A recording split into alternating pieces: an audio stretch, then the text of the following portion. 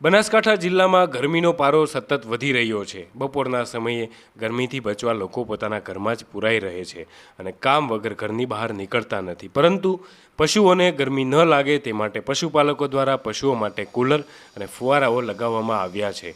બનાસકાંઠા જિલ્લામાં આ વર્ષમાં 3 વાર ગરમીનો પારો 45 ડિગ્રીને પાર થયો છે।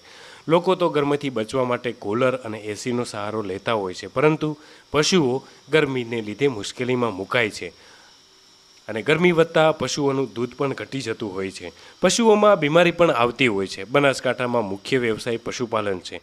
બનાસકાંઠાના લોકો પશુઓને પોતાના દીકરાની જેમ રાખતા હોય છે અને પશુઓ ગરમીના કારણે બીમાર ન પડે તે માટે ધાનેરા તાલુકાના માલોત્રા ગામે પશુપાલકો દ્વારા પશુઓ માટે પાણીના ફુવારાઓ લગાવવામાં આવ્યા છે, તેમજ કુલર ભાડે લાવીને તબેલામાં લગાવવામાં આવ્યા છે, જેથી પશુઓને ગરમીથી રાહત મળી રહે।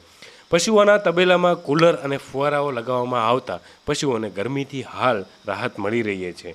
તે ઉપરાંત પશુઓમાં પણ ઉનાળામાં દૂધમાં ઘટાડો નોંધાતો હોય છે, તે ઘટાડો જોવા નથી મળી રહ્યો અને પશુઓ તંદુરસ્ત હોવાથી દૂધ પણ સારું આપી રહ્યા છે।